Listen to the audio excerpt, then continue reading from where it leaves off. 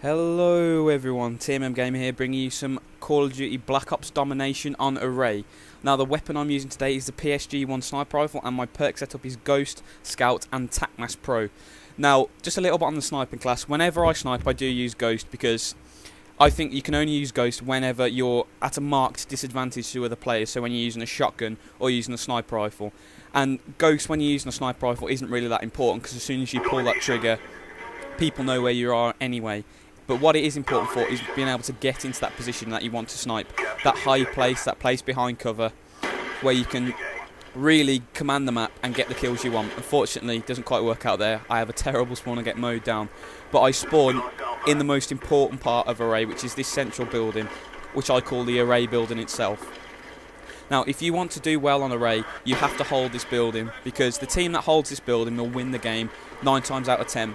And the reason for this is because it has absolutely fantastic views over the B objective, it has fantastic views over the C objective, and if you control the centre of the map, your enemies are forced to spawn at the extremities, and when they do that, they'll spawn a long way away from the B objective and at least one external objective. So you'll have map control and you find winning the game a lot easier. Now, a lot of people will say, oh, that's camping, but in a map as big as Array, I don't think you've got much choice. If you play a map this big, and oh, that's montage material right there, that little streak. If you play on a map that is this big, you really have to use map control even more than on a smaller map, because as soon as you die, you will spawn so far away from the action, you'll waste a good 30 seconds to get back to where you need to be. On a smaller map, you can rush around a lot easier than on a very, very big map. Because if you do rush around on this map, the chances are you won't get into half the gunfights than if you stay around that central building and look to compete for B, which is what I'm doing here. Now, this gameplay is pretty good. As you saw, I joined late, and the gameplay does get cut off early, but I have a very, very good KD. I get quite a good, nice few streaks anyway, some nice kills, and I think it was a good sniper gameplay. However, it's going to be in the background because I have some quite important announcements to make. First and foremost, I'm going to talk about the call of the community challenge. Now, if you have no idea what that was, it came out of the Ashes of the Billionaires challenge. It was a 4x4 tournament, it had a draft, and it was shoutcasted by Fwiz and Hutch, who I think did an absolutely fantastic job.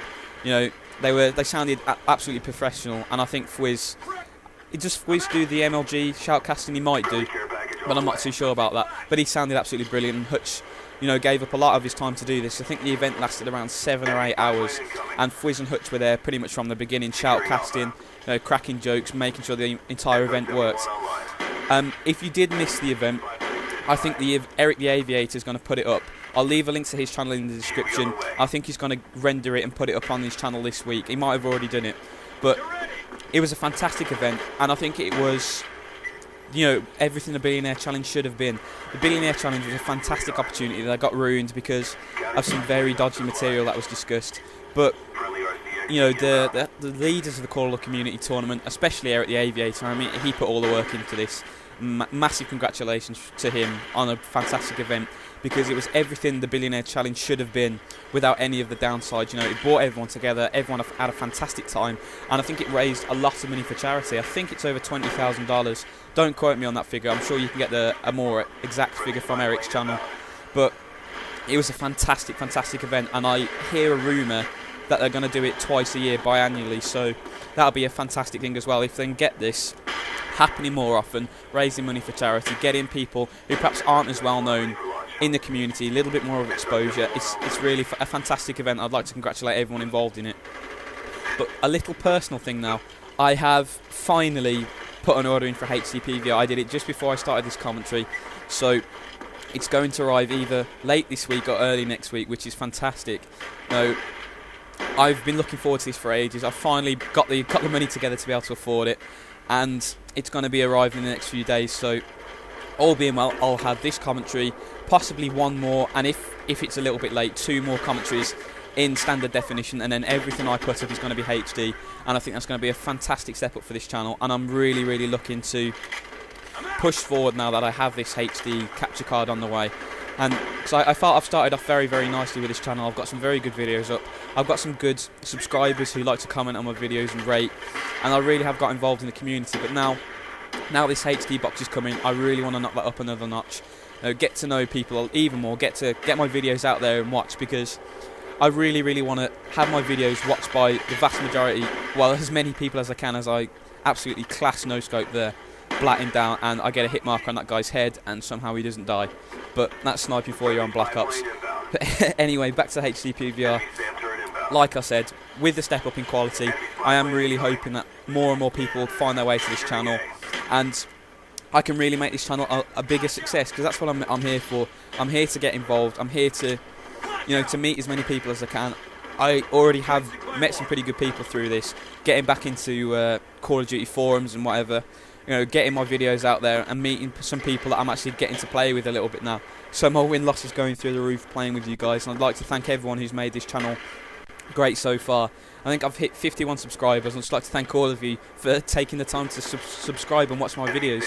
I know in the early days they weren't the highest standard, but you know, as they've gone on, they're getting better and better, I feel, and obviously you guys feel as well, because I'm getting some videos with some pretty good views now, considering how small my channel is. And with this HD box, hopefully I can really knock it up to the next level and get a channel that everyone can be proud of. You know, everyone involved with it can be proud of, and that's what I'm going to aim for. Now, I've mentioned a few things that I'm going to be doing when I get my HDPVR. I think I've mentioned my Fight Night knockout montage. I'm looking to see if there's anyone up for editing that before I start getting clips, because I don't want to get a raft of clips for it only to struggle to find an editor and then have to edit it myself really poorly, and I'll come out with something which perhaps isn't worth the effort that I've put in. So before I get cracking on the clips for that, I really want to be able to get an editor out there who's going to do it to pretty good quality. So, but what I'm going to do is I'm going to give you a lot more FIFA gameplay now, because I did try and get some FIFA gameplay up in standard definition, and it looked terrible. It looked like a toddler had thrown up on the screen, and the bits were swimming around, and it was not pretty to look at. But with HD now, as I failed to kill these guys about 20 shots, with HD, FIFA will look absolutely brilliant, and I'll be able to put gameplay up for that, either online or Ultimate Team, whatever you guys are up for. I'll be able to put up a lot more of the games, perhaps some Assassin's Creed, perhaps some Fight Night, whatever you're up for, because now I'll be able to record a lot more live gameplay, because the only thing that was holding me back from recording live gameplay was the quality. I had to play on, I think it was 320p, and when you're used to playing on 1080 or 720, going back to 320p, it's awful. You really can't tell what's going on. That's why, when at all possible, I recorded through theatre mode and not through live commentary. But when I've got this PVR, I can record a lot more live gameplays, a lot more live commentary, and it was really going to push my channel forward. Anyway, the game's winding to a close here, as per usual. When a team realises it's getting stamped on, the host decides to leave, and Treyarch, in their infinite matchmaking wisdom, fail to pick a new host, so the game ends. It's a pretty decent score, considering I joined quite late and the game cuts off pretty early. I think it's something like 27-5, 25-5, around there. So it's a good KD with a sniper rifle, despite the fact I fail a little bit every now and again. And it's got some good clips in there. I think the game cuts out right here, and the score comes up, I think that's 25-5 I spotted there, which isn't too bad considering how little of the game I played. And once again, guys, I'd like to thank you for watching, and HDPVR is coming within a week. Thanks again, guys. I'll see you soon.